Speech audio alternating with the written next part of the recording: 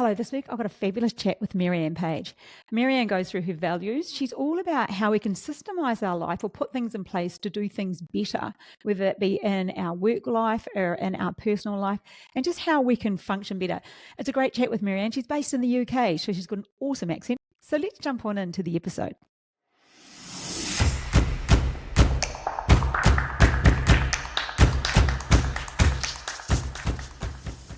So, like I said, the amazing Marianne Page. Welcome, Marianne. Thank you so much. Great to be here, Hilary.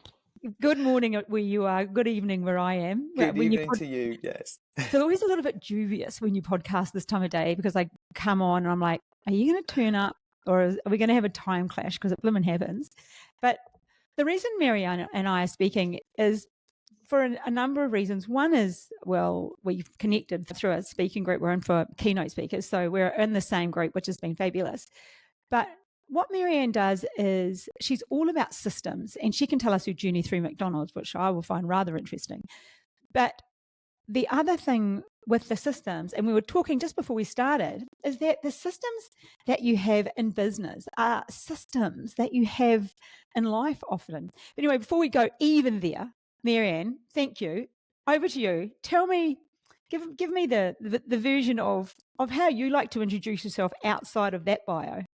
Oh, crikey. Well, I always think about my I go all the way back to my start in life as one of six, and it's interesting.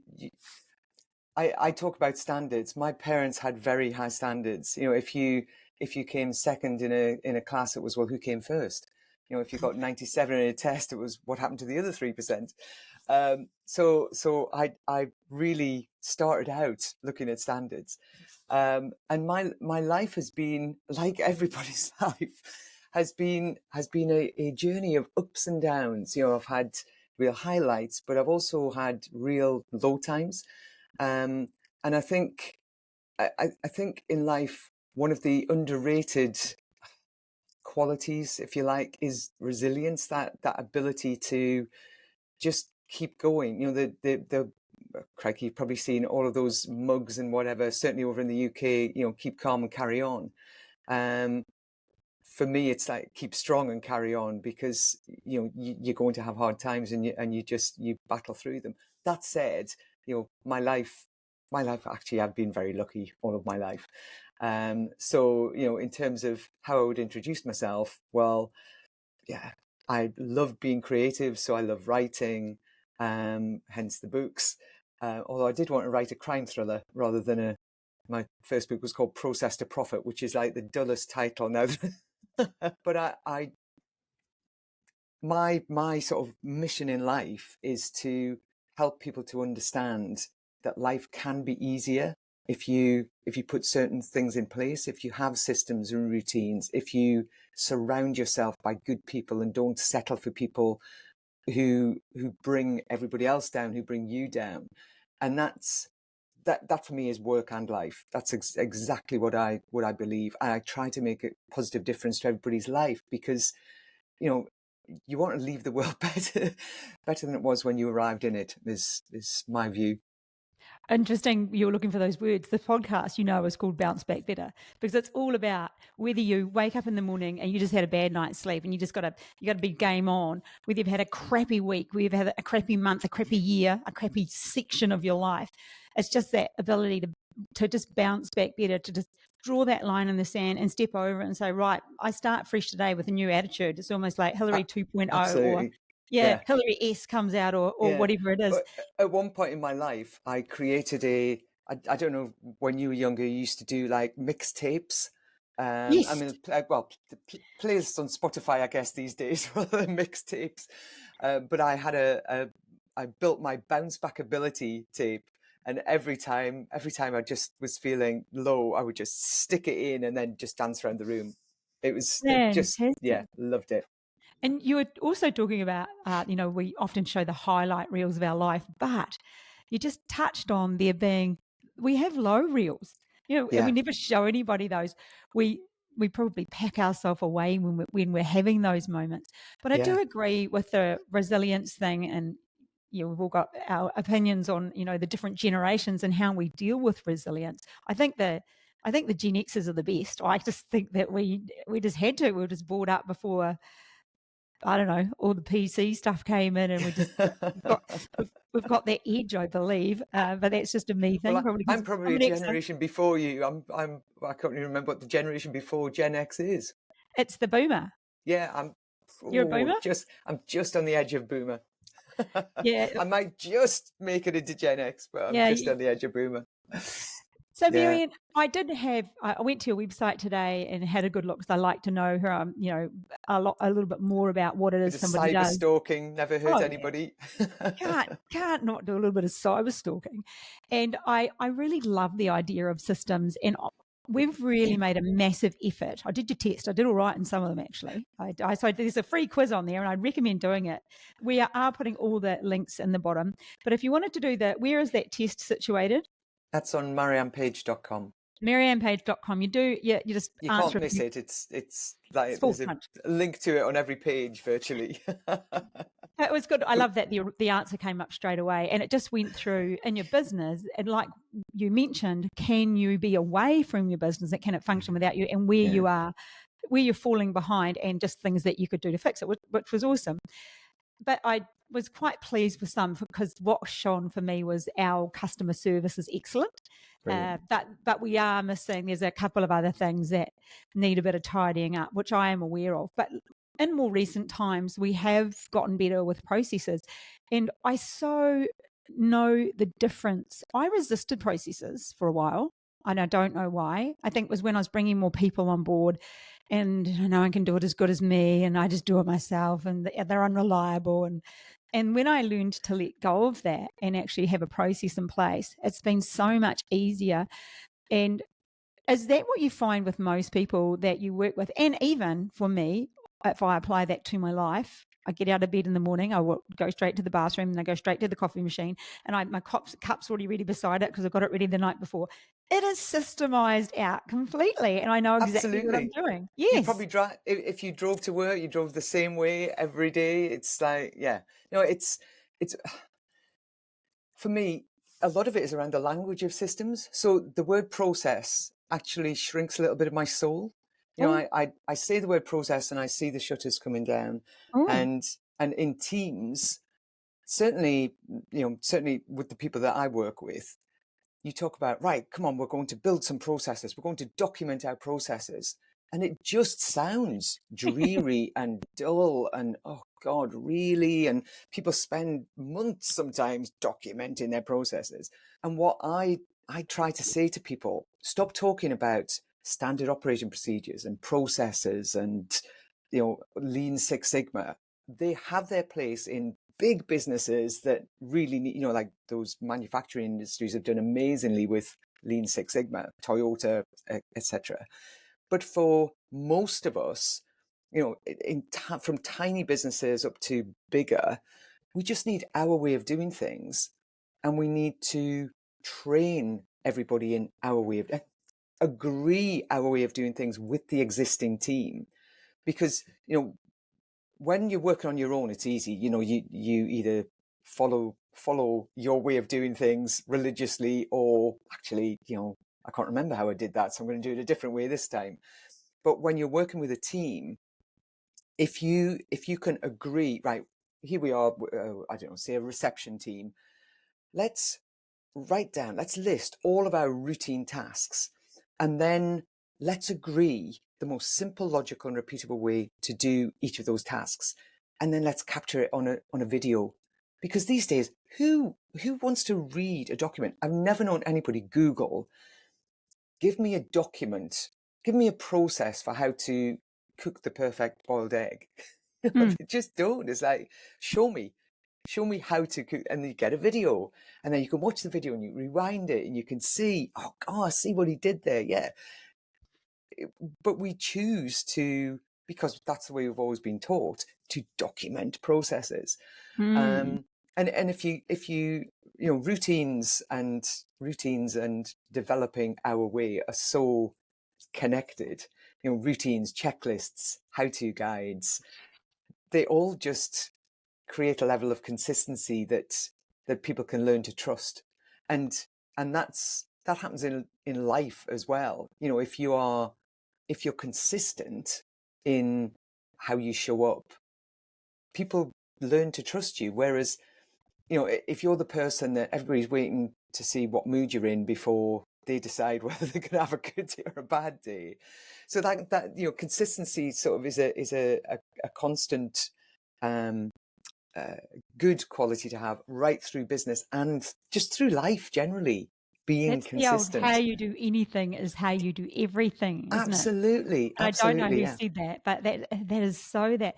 Do you know, So as you're true. thinking, the pet bane for me, and I know you listening right now, some of you, whether you're driving your car, whether you are out on your morning walk, whatever, what is your inbox like? Do you leave stuff in there? Do you file it? Have you got a folder system? I'm massive on my desktop can get a bit out of control because that's stuff I'm dealing with now, but everything gets put away. And in my email, in my inboxes, I like to have folders down the side. I still have stuff sitting there, but it's pretty in control. I probably don't get over 60 emails in there that I need to do something with, because often you need to do something with something and it's not quite now, or I'll do that later, or I'll pass that job on, and I do run with, I have 7 email accounts because Oh, it's just, wow. I know I've I thought run I was bad with 3. no, it's a lot. Yeah, well, yeah, there is a lot. Probably 6 that I have to deal with for different reasons. But yeah, so I have to have that. So when you're listening now, I think that is a big one, and I've learned that with so many people I've worked with. Their Yeah, inbox and their filing systems are just ridiculous. And yeah, the biggest problem I see with that is when people resist using a laptop and they just want to work off their phone. yes. Yeah, it just gets It's messy. yeah, that's crazy. Just on that whole inbox thing, the other big mistake that we can all make, to be fair, is that the first thing we do when we wake up and look at our laptop or our phone is look in our inbox. And if we see something there that triggers us, or it's I don't know, a customer complaint or a question or a challenge, or we can get lost. We can immediately dive into, right, let me resolve that. Let me react to that. And the next thing you know, you sort of wake up and it's 10 o'clock, 11 Lunchtime. o'clock in the morning. Look, yeah, exactly. Yeah, Where the hell did that go? And I yeah. think actually an interesting marketing guy um, taught me, amongst many others, to box off a time at the beginning of the day where you do something that's really important, that's, you know, been sitting like you know the eat the frog, Yes. yeah, so that you eat the frog before you go into your inbox, so that the frog is done. You know, whether that's, I don't know, call and book an appointment at the dentist, or whether it's, you know, write something for your website if you're in business, but something that's just been sitting there, that's like an itch you can't scratch for the whole day. If you don't do it, it's like, oh God, I've still got to do that. Oh God, I've still got to do that. Do it first, then get into your inbox, and then your day you'll be in control of your day. Because I do think, although most of us are control freaks, I'm sure you're a control freak, Hilary. In fact, you sort of intimated that. Most of us are control freaks. But but some level of control, that level of control is good. Being in control of your day is good, and you know, taking charge and not letting your inbox rule your day, especially if you've Mm. got 7 of them. 100% agree. I love that whole idea of just seeing things as your way of doing things, because if you think about it, that's what we do. We wake up in the morning, we do things our way, and like Yeah, you said, we just repeat things over and yeah, over. Yeah, so Marianne, I'm interested to know if I can change off a piece a wee yeah, bit. absolutely. You were talking about, and this happens in life too, so it works both ways, in business and in life. When you get a team member that doesn't quite fit, Yeah, what do you do with somebody in that scenario? remove them.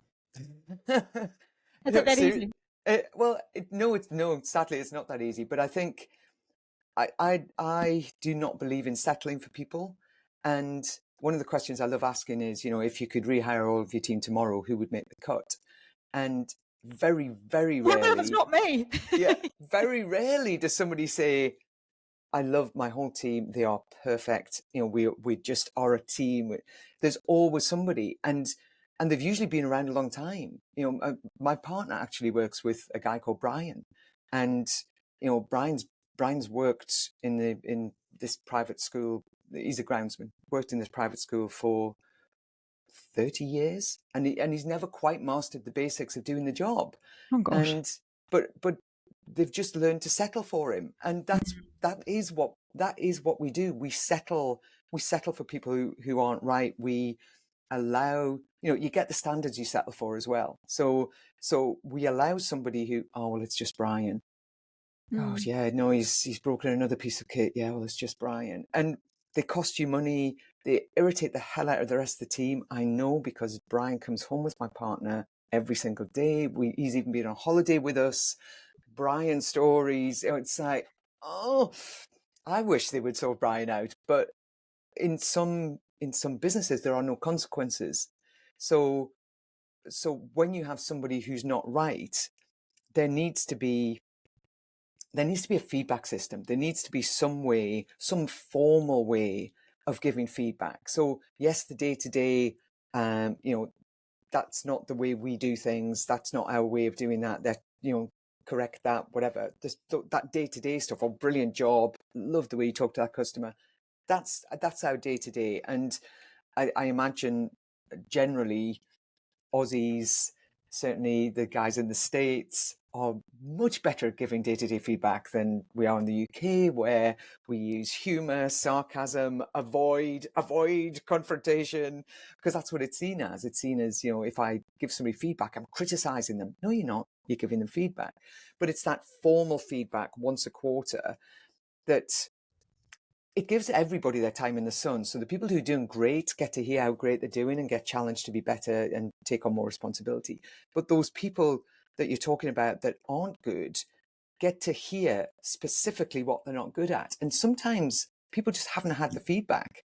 You know, they haven't been told that every day when they walk in, they snap at the first person that they see, or that, do you know what, you've actually been late. I've got it here. You've been, you know, or, you know, that their standard of work isn't it? They just don't get the feedback.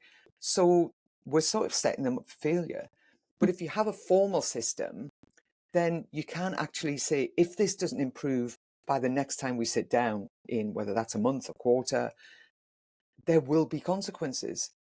And certainly in the UK, if you have somebody that you're desperate to get rid of, and you go to you know, your HR consultant or whatever, and you say, I really need to get rid of this person, the first thing they will say is, well, show me how you've given them feedback. You know, where's your sort of documented, I hate, you know, but it's necessary. Show me the proof that these guys have not worked, that this guy has not worked up to standard, and then absolutely we can remove them from your business. But I definitely, my first, and I'm making it sound like, you know, just get rid of them, but my first thing is always to look in the mirror and go, have I trained this person properly?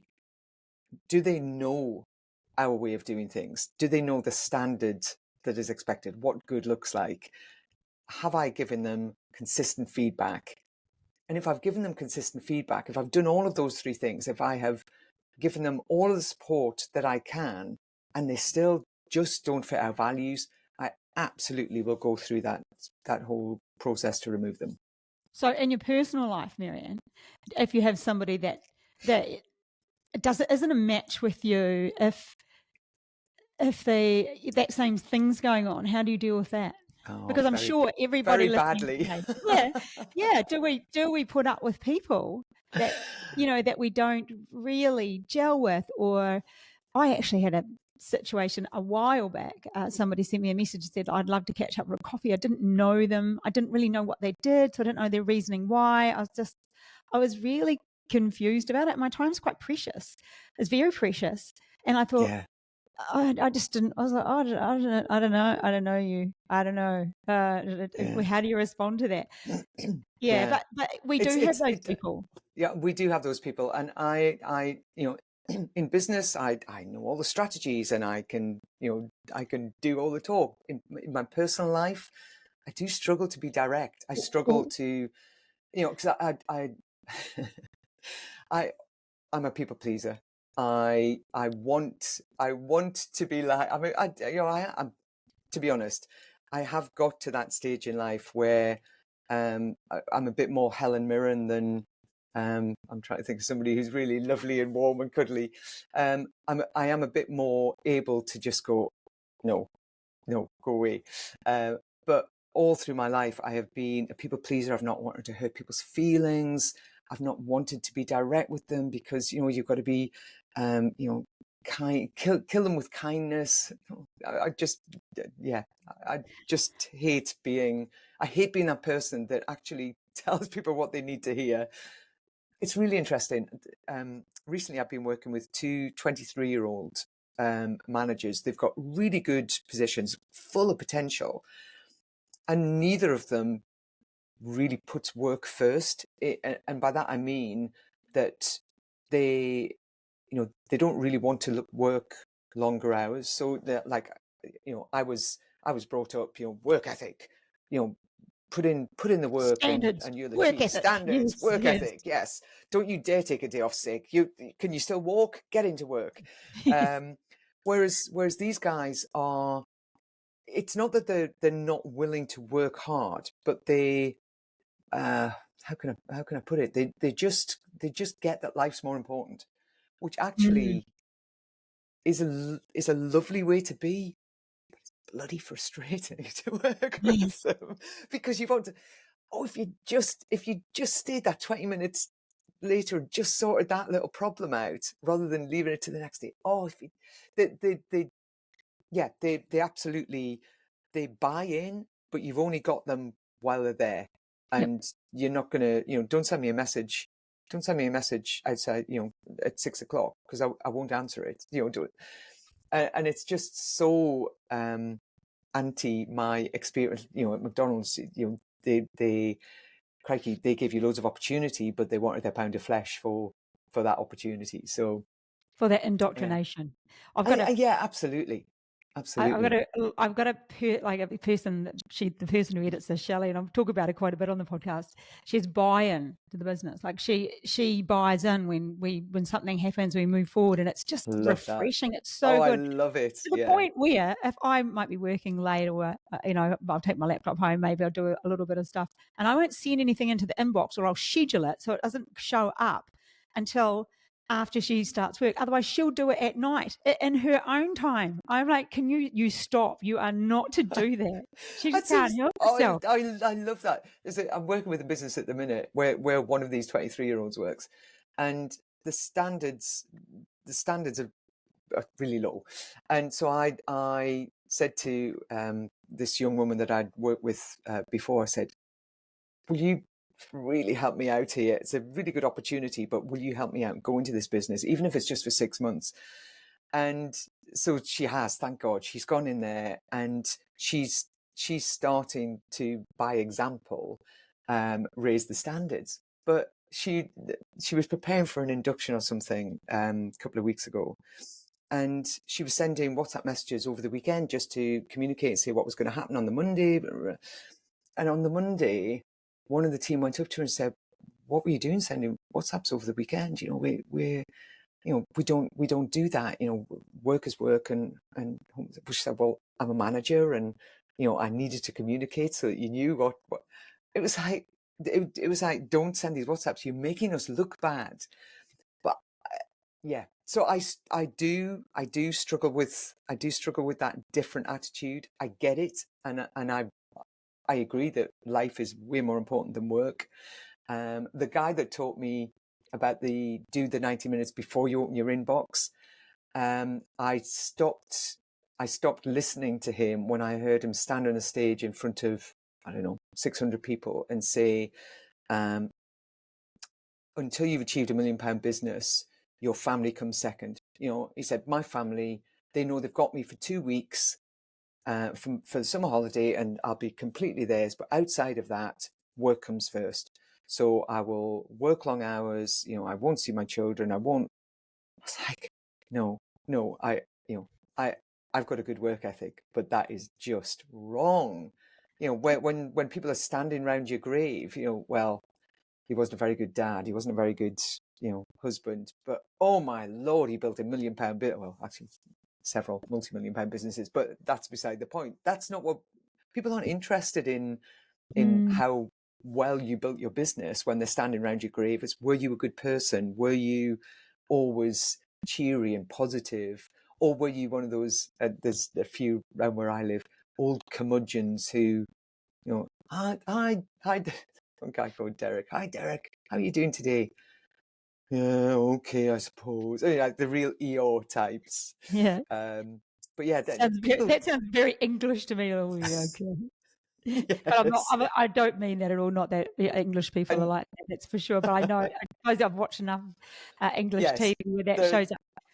So, Marianne, if you were you've talked about standards, and we've talked about business standards and how your standards were so, formed by your parents having high standards. I love that. Yeah. God, you only got 97. Where were the other 3 marks? That's excellent. But so if you were to look at maybe, we generally run around with about 5 top values. What do you think your top 3 to 5 would be, not in any particular order, that kind of have shaped the way you function in the world? Function being what's important to you right now, you try to make sure you do enough of because it keeps you happy. What's that thing that's what your driving force, what's your North Compass thing? Yeah. What is that? Yeah. What are your 3 to 5? Say 3 because to have fun. Yes. To have fun. I just, if you're not having fun, what is the point? And I know not every day can be sunshine and roses, but let's have fun. Let's have a laugh as we're, it's like work hard, play hard. Loyalty. I really appreciate the loyalty of others, but I'm Taurus, so loyalty. I'm a Taurus the bull. But loyalty is really important to me. Resilience, that bounce back ability. I appreciate it in myself more and more when I look back at my life so far. There is that being consistent as well. When I was younger, I was very moody, and I appreciate how hard that is for other people to deal with when your mood is not consistent, when you don't you don't show up in the same way every time. It's a bit cliche, but honesty. I want people to be honest with me, and actually, in terms of receiving feedback, I'm definitely one of those people that I'm saying I appreciate honesty. I want people to be honest with me, but sometimes you really don't want to hear the feedback, but then you go away and reflect on it, and you think, yeah, actually they've got a point. Yeah, that I need to do something about that. But also you've got the opportunity to choose whether the feedback was valid in your eyes. Do you know what I mean? Sometimes somebody gives you feedback, and you think, well, that's just. I always think one of my old bosses said to me, it's not about relationships, Marianne. It's about results. And that always plays back in my mind, because it is about relationships. Relationships achieve results. Relationships give results. So it's all about relationships.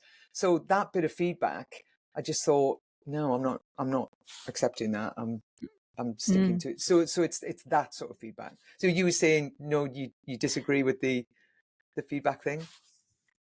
I'm always a bit careful of, I believe there's always feedback, but maybe 2 ways to looking at that.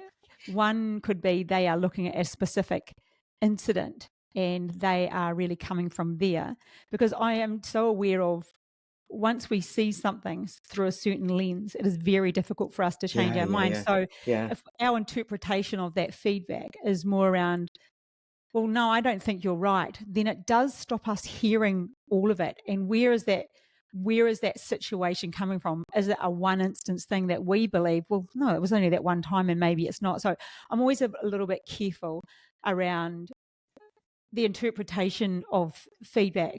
because I love feedback. But then now that Yes. I'm saying that, I'm thinking, do I just pick and choose from it? Because I usually, if I get feedback, I go to Toastmasters. I took a bit of time off. I've gone back last week, and I ring up the person who is my mentor, who you always get assigned a mentor afterwards, and I say, okay, where could I go better? I know where I was good because I'm pretty good. So I when it comes to speaking, I'm Yeah. not bad, but I know I was good. What could I have done better?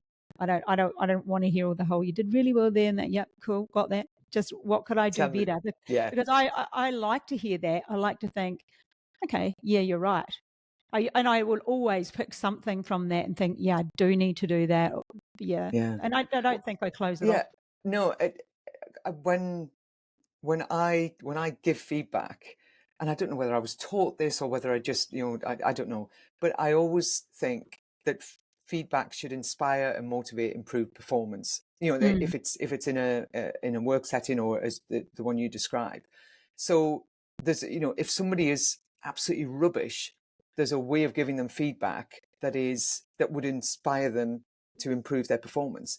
And if somebody is coming out feeling like crap or thinking you are worse than whatever's on their shoe, then that's not constructive. That's not going to help anybody. no, So no. so if you can give feedback in a way that inspires and motivates improved performance, then you're it's a win-win. It's a win, and that's definitely in personal life as well as in business.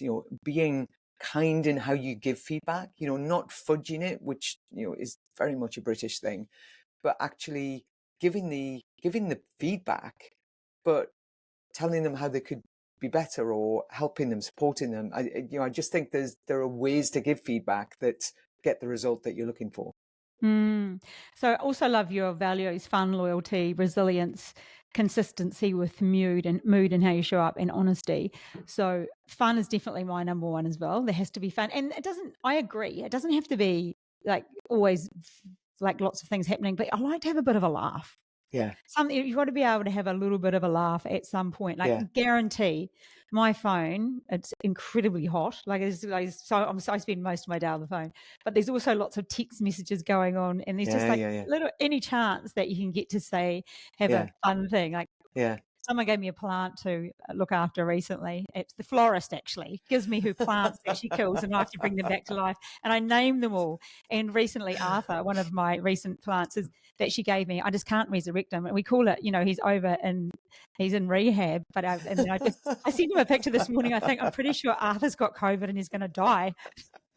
So there's always those little opportunities just for that little giggle with someone who no one else is ever going to see that, but it's my little bit of fun. Exactly. Loyalty's Exactly. up there, but it's not one of my top ones because I don't know how loyal I am. I am loyal until I'm burned, and then I'm like, nah. Oh So no, I am exactly the same. yeah, If I once somebody has lost me, they've lost me. I really, having said that, I do think forgiveness is up there actually in my values, because I do believe in second chances, but there are some people in a business sense that if they've shown that they cannot be trusted, I can't, I can't stay loyal to them. I just want them out. yeah. I recently went So for a it's massage, and I really enjoyed it. So I went, and my kids had bought it for me, and it wasn't where I usually go. And then it was really good. I had a shoulder issue, and it made it feel better. So we were driving past on Saturday, and I just rang the number and said, any chance I can get a massage? She said, oh, you come now? And I was like, yes. So I went straight in, and I said, when I left, I actually said, look, I want to. My friend was in there having one with the other person, interestingly enough, because when she left, she goes, hello, here, Hilary, because she could hear me talking. And then we'd had caught up on Sunday afternoon for a couple of quiet wineys. But nice. when I left, I said, look, I want to buy another one for my partner to come tomorrow. So for the next day, for Sunday, because they're open. But I said, I want you to do it. Can I pay for it, please? Yes. But I reiterated, can I get you to do it? And she said, yes. Well, they didn't. She switched it. Not only that, when I was talking to my friend, she said she booked in with this person, the one that I had, and she just double checked it was, and they moved it to the other person. So she probably just lost 2 clients Yeah. by just to me, that you burned Yes. me. Yeah, Yeah. that's not like dumb. Yeah. Because Yeah. There's 2 massages, one Saturday, one that's No, an extra $200 and something revenue that you got for, silly. That is yeah. so silly. And then my friend, And yeah, just unnecessary. yeah, Yeah, and people we do all, that. Yeah, yes. yeah, So that's my sort of loyalty, like business loyalty. yeah, If I go to you for my hair, for my anything, like I text my hairdresser this morning, can I get a do? Like, she says, yeah, she knows what time I like. See you at 7 on Thursday. Like, yeah, done. But perfect. that's that level of commitment and communication. I made her son's CV for him last week. Like, I'm really in. When I'm in, I'm in. But if Yeah, someone crosses me, then I'm out. yeah, And there's no yeah. forgiveness. No forgiveness. Or not much. Not very No, much. Or not no, but no. I won't go back. Yeah. Well, Yeah. yes. Yeah, there are certain people that I cut out of my life, and I won't go back. But I've sort of forgiven them in my heart. You know Yeah. what I mean? So Yeah. I've forgiven them. I just don't want to go back. Yeah, I just don't need that level of grief in my life. I don't. Yeah. So I just cut them out. Well, I think, Marianne, we've had a bit of a good old yarn. I'd like to sort of wrap up the podcast at about this length, but I just want to know really from you, what do you think when it comes to doing things a particular way, whether that be in your personal life and your business and your property development and whatever it is that you do? What would be the number one or two things that you tell people they should do? Well, we just talked about loyalty, and I'm a big believer that trust and loyalty are, they're built on the foundations of consistency, and being consistent as an individual, being consistent as a business, being reliable. Obviously I worked for McDonald's, and there's a reason that the golden arches, you see them and you know exactly what you're going to get. That level of consistency. And that level of consistency in a business sense is built on a foundation of systems. If you've got our way of doing things and everybody follows our way, and that's where the trick comes in. If you as a person are consistent, if you say you're going to be somewhere at 7 o'clock, you're there at 7 o'clock. I'm a big stickler. I hate being late. I probably hate being late more than other people being late, if that makes sense. Yeah. But I just think that there are, don't settle for people. Definitely don't settle for people in business who are who don't work up to standards, who don't share your values, who upset the rest of the team. Those people need to be removed so that other people can rise, so that other people can feel comfortable with themselves. Because with the right team around you, everything is easier. And in life, with the right people around you, you are more uplifted. You can be totally yourself. And I know, crikey, in corporate, I wasn't always totally myself. In fact, it wasn't until I'd been left McDonald's about 3 or 4 years that I suddenly realized I was being totally myself. And I know that sounds ridiculous because, I was with McDonald's for 27 years, but you're constantly, there's so much emotional politics within a big business, and there can be within a small business too. So you need to feel comfortable. That's why shared values are so important in a business. Shared values are so important in the people you surround yourself with. That's why I Just brought it one. up. That was it. There is that shared values. That's why you were attracted to someone. It's interesting. Yeah. I should have turned off my one of my tabs. You can hear it ting. You can hear my laptop, and it's going to come through the podcast. It's ding ding, and I can see it. I can't hear it. Well, it's my friend Jacqueline, who I was going to ring back yesterday and I didn't. But she is somebody who we definitely have shared values. She's someone who inspires me. And there's not a lot of people who inspire me, who can inspire me from the inside, who can make me feel she sees something in me that that she goes, you need to read this. She rang me yesterday. You need to go to 5 a.m. club. It's just what you were telling me the other day. It's page 249. I was like, okay, I'll do it. What chapter is it? I got on audio as well. Listen to it. Like, she's one of those people that can get me fired up. Anyway, she's messaging me right now, which is quite funny. But we do have some shared values, I believe, which are around or maybe some high energy, or we both like that personal growth stuff. How can we be better? Looking in depth at at behaviors and why people do what they do, why we do what we do, that sort of thing. Yeah. So Yeah. it was And just people, ironic that we're talking about it and yeah, it's that is happening as so we speak. And I'm like, oh, spooky, spooky. She can yes, hear us. probably. Yes. But if you've got people around you who are willing to share ideas, and there's that backwards and forwards. I'm a big believer in making it we and us rather than me and them.